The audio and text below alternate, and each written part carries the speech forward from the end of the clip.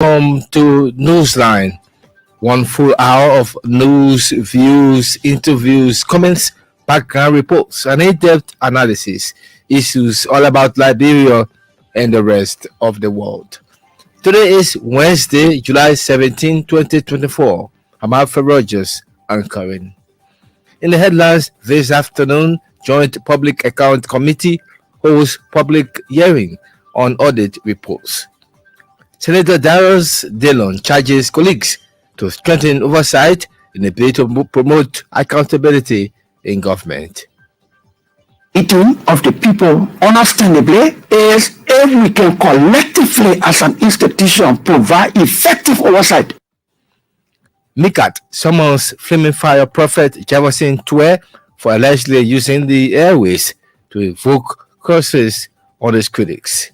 And away from home, Guinea lawyers go on strike over military crackdown. Details of these interesting stories, the news in French, plus more, all coming up. First, we take a bulletin of news read for us by Grace Modiesi.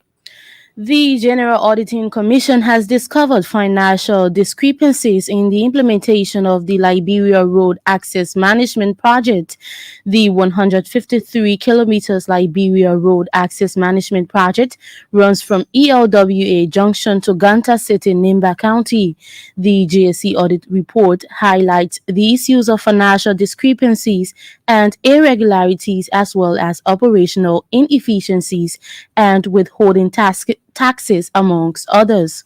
The report revealed that the Infrastructure Implementation Unit of the Public Works Ministry failed to deduct and remit withholding taxes amounting to over 110,000 US dollars. The report further said unpaid claims totaling over US 6 million for routine maintenance services provided by the Chico and Seco were not disclosed. The GSC made the presentation at an ongoing joint public hearing at the legislature. Montserrado County Senator Darius Dillon believes the strengthening of oversight by the legislature will compel government ministries and agencies to do the right thing. Senator Dillon, who chairs the Foreign Affairs Committee, says the move is to promote transparency and accountability in the use of public funds. He emphasized the need for every allotment in the national budget be itemized and activity-driven to track the performance of expending entities. And the only way we will not get the beating of the people, understandably, is if we can collectively as an institution provide effective oversight. Senator Dillon, however, urged his colleagues to exercise effective and robust oversight to meet the public taste.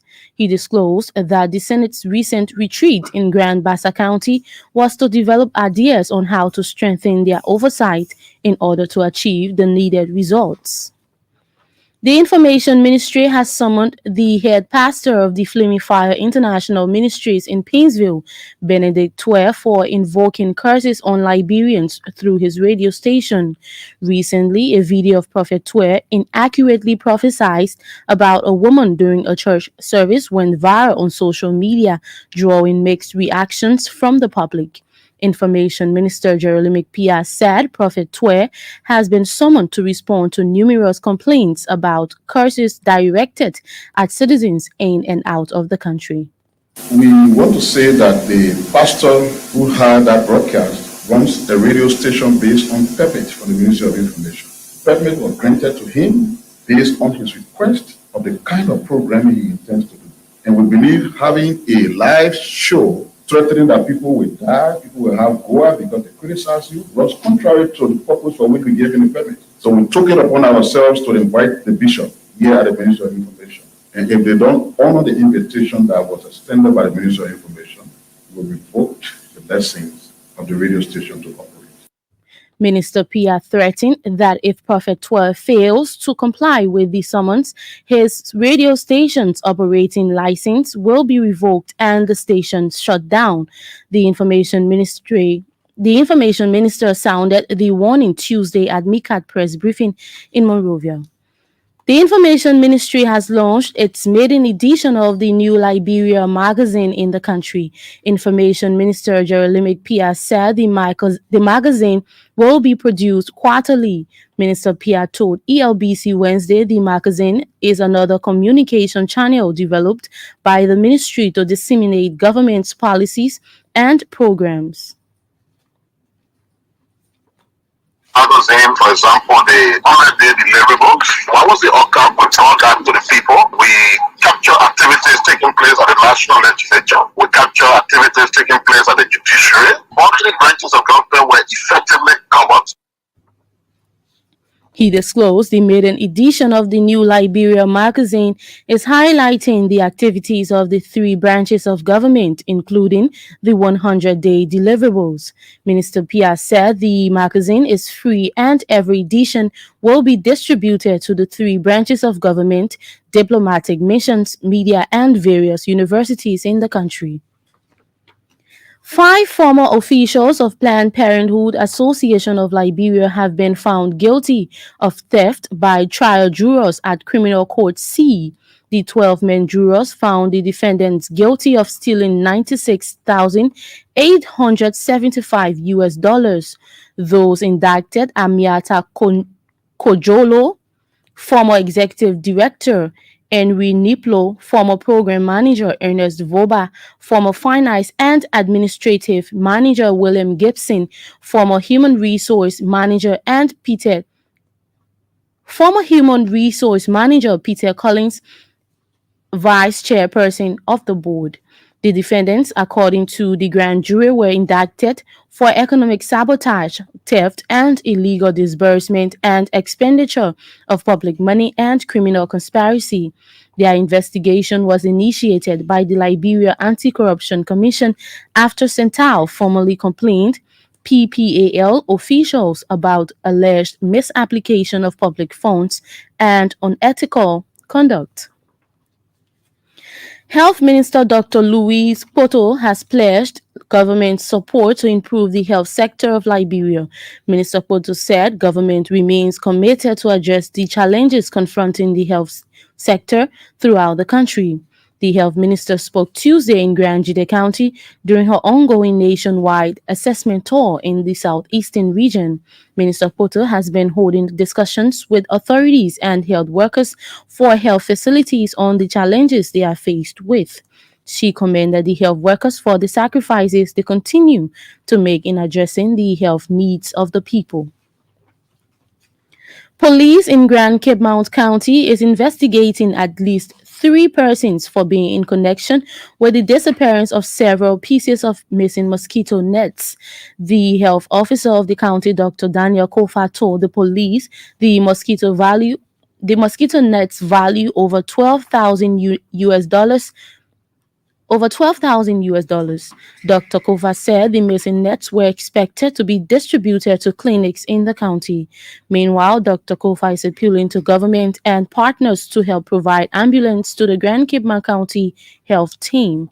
He said the lack of ambulance is a major challenge hampering the movement of the health team across the county.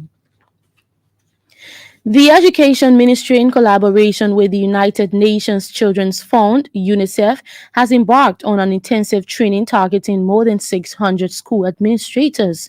A team from the ministry and UNICEF is currently in Webo, Maryland County, and conducting training for the first batch of administrators in Maryland, River-Gee, and Grand Jide counties.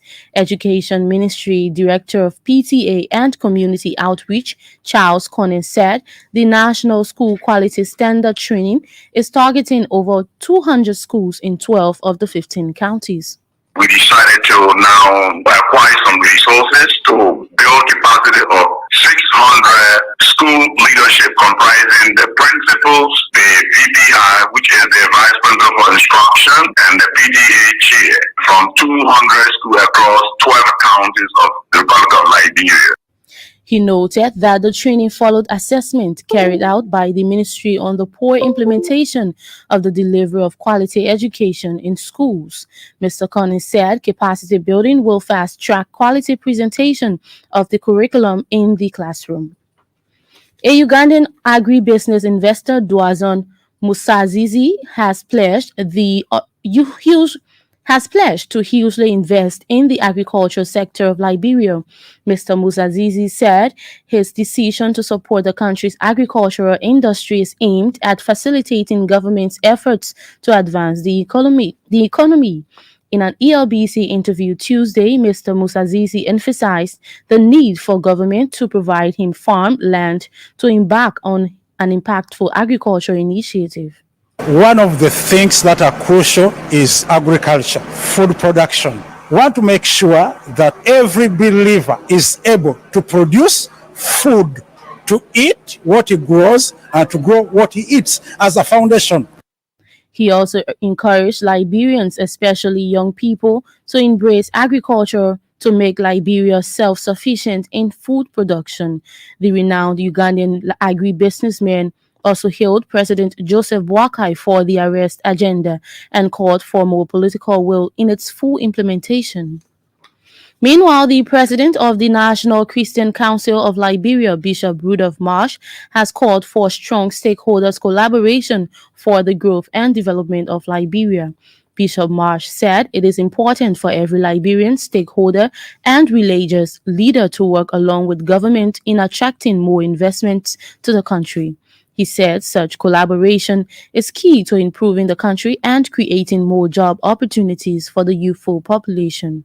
The government and the chairman work together for the sake of the Liberian people, to liberate the people. Bishop Marsh urged religious leaders to always preach positive messages about the country and embrace dialogue in resolving grievances. He also pledged the National Christian Council of Liberia will work along with the government to ensure the arrest agenda is achieved. Grace Moliezi and the news bulletin. She returns a little later. That's when you listen to the international news. This is the news line on State Radio. One of the big stories we're following: Joint Public Account Committee holds public hearing on audit reports. Today's one now, Montserrado County Senator Darius Dillon has urged his colleagues to collectively work together in exercising effective and robust oversight to ensure transparency in the use of public funds. Senator Dillon spoke Wednesday when he appeared on the Elbc Super Money Show